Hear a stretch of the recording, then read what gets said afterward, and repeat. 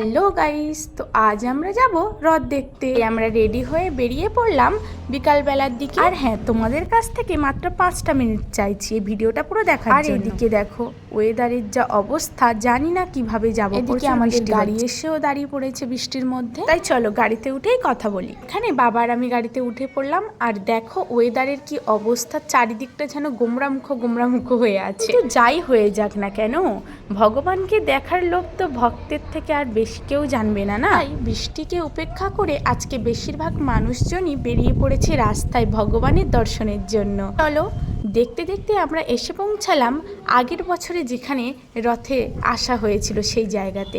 জায়গাটার নাম হলো চড়াবিদ্যা। এখানে প্রত্যেক বছরই জগন্নাথ দেবের রথ টানা হয়, কিন্তু এবছর আমরা এখানে রথ দেখার জন্য আসিনি অবশ্য, কিন্তু রাস্তায় যেতে যেতে আমরা দেখতে পেলাম এই যে রথটা এবারে তোমরা দেখবে, এই রথটাই অ্যাকচুয়ালি ওখানে যাবে। এখানে প্যান্ডেলটা করা হয়েছে আর এখানে দেখো কত মানুষের ভিড়। আমরা যেহেতু গাড়িতে, তাই গাড়ি থেকেই তোমাদেরকে দেখালাম রথটা। দেখো কত সুন্দর করে সাজিয়েছি রথটা, দেখতে পাচ্ছি।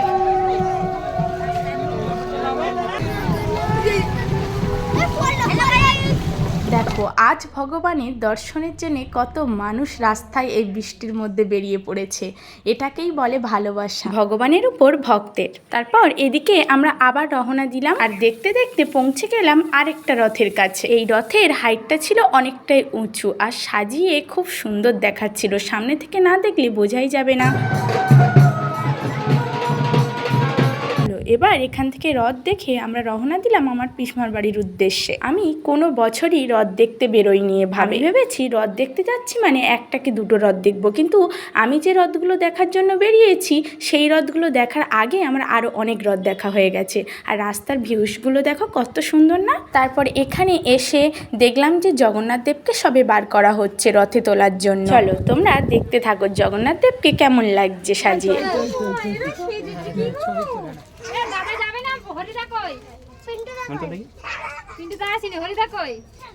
এরপর জগন্নাথ দেবকে রথে তোলা হয়ে গেল। এরপর রথটাকে একটু জল দিয়ে পরিষ্কার করে নিচ্ছে ভালোভাবে। পিসমাদের বাড়িতে আজ থেকে 10-12 বছর আগের থেকে রথ ওঠে, তা কোনো বছরই আমি আসতে পারিনি।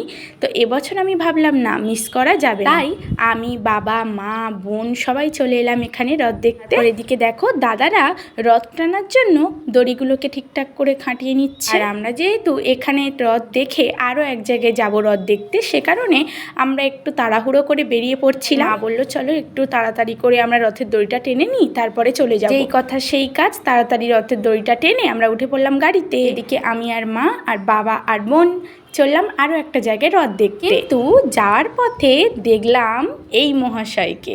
বলো তো এটাকে তোমরা কারা কারা চেনো? দেখলাম অনেক মানুষের সমাগম। যেহেতু টোটোতে করে যাচ্ছিলাম সে কারণে এখানে এতটাই ভিড় ছিল যে আমরা যেতেই পারছিলাম না, কিন্তু তাতে কি, পুলিশ কাকুরা তো আছে সেদিকটা দেখার জন্য। আমাদেরকে পাশে জায়গা করে দিল, আমরা সেখান থেকে বেরিয়ে পড়লাম। এখানে এই দুই মহাশয় তো মারামারি করতে আরম্ভ করে দিয়েছে। ওরা কিন্তু এদের দুজনের নাম কমেন্টে অবশ্যই জানাবে, অবশ্যই। চলো এবারে জগন্নাথ দেবের রথটাকে তোমরা একটু দর্শন করে নাও। তারপর চলো আবার আমরা রওনা দিলাম।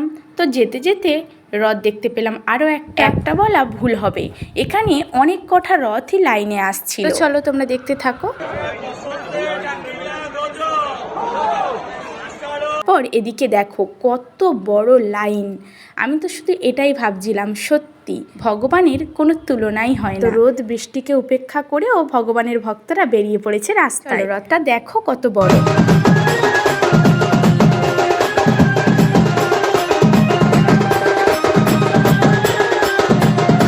সত্যি বলতে রথগুলো সাজানো হয়েছিল মারাত্মক। আর এদিকে দেখো পুলিশ কাকুরাও খেতে আরম্ভ করে দিয়েছে। এত লোক সামলানো চারটিখানি ব্যাপার বলো তো। এদিকে দেখো এদের নাচ, হায় ভগবান।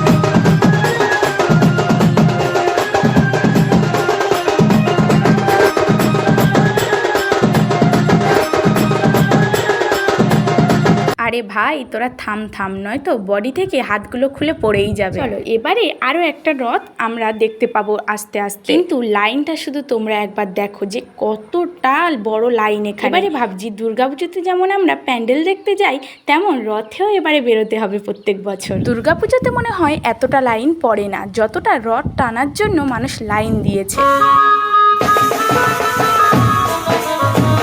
এখানে রথটাও ছিল অনেকটাই বড়, আর প্রত্যেকটা রথই খুব সুন্দরভাবে সাজানো। তো চলো তোমরা ভিডিওটা দেখতে থাকো, আরো অনেক অনেক রথ তোমরা দেখতে পাবে। সকাল থেকে গাড়ি জার্নি করতে করতে প্রচুর টায়ার্ড হয়ে পড়েছি, তাই বোন তো এদিকে ঘুমিয়েই পড়েছে, আমিও প্রায় ঘুমিয়ে পড়েছিলাম। অবশেষে আমাদের যেখানে আসার কথা ছিল সেখানে আমরা পৌঁছে গেলাম। তারপর এখানে এসে দেখলাম রথ প্রায় অনেকক্ষণই ঘোরানো হয়ে গেছে। এবারে রথ যেখানে রাখা হবে প্রায় সেই গন্তব্যের কাছাকাছিও সবাই চলে এসেছে, তাই এখানে আমরা একটুও টাইম নষ্ট না করে তাড়াতাড়ি করে জগন্নাথ দেবের রথের দড়িটা ধরে টানতে শুরু করে দিলাম। সারা বছর তো কুঁড়েমি করেই যাচ্ছি, তো আজকের দিনটা আবার কুঁড়েমি করলে কি চলে। দেখো এখানে কত লোকের সমাগম।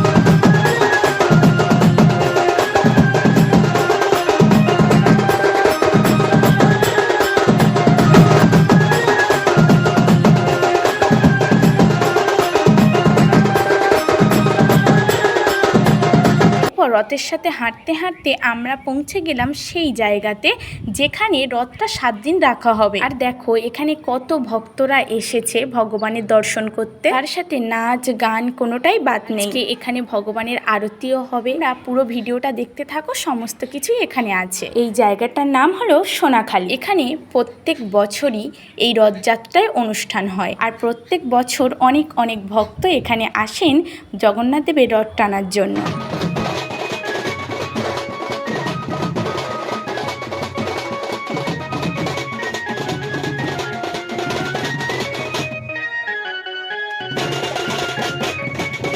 তারপর এখানে দেখো রথের উপর থেকে বিভিন্ন ধরনের ফল, লজেন্স, বাতাসা সমস্ত ভক্তদের দেয়া হচ্ছিল। যেহেতু অনেক লোকের সমাগম, কারোর তো আর হাতে দেওয়া সম্ভব নয়।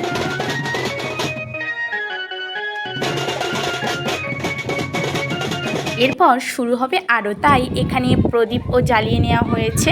তারপর দেখতে দেখতে দিনের আলো ফুরিয়ে এসেছে, চারিদিকে অন্ধকার নেমে গেল, কিন্তু ভক্তরা এতটাই নাচে মগ্ন যে কারোর হুঁশই ছিল না। সারা বছর ধরে এই গ্রামের মানুষজন এই একটা উৎসবের জন্যই অপেক্ষা করে থাকে যে কবে জগন্নাথ দেব আসবে, আর তারা মন খুলে আনন্দ করবে।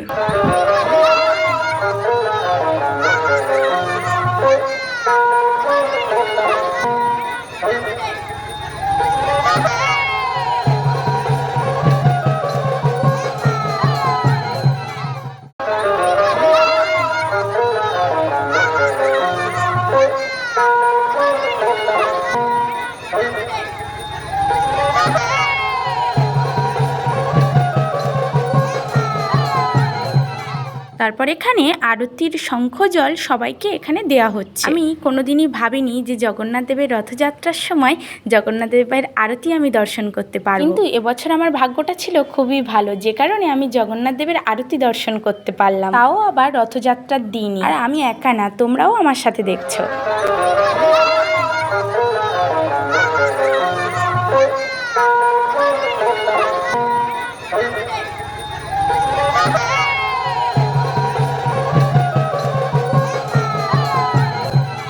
তারপর এদিকে দেখো বাচ্চাগুলো কেমন নাচ করছে, এদিকে ভগবানের আরতি চলছে আর এদিকে ওরা নাচে মগ্ন। নাচবে নাই বা কেন, সারা বছর ধরে অপেক্ষা করে আছে এই দিনটার জন্য। যে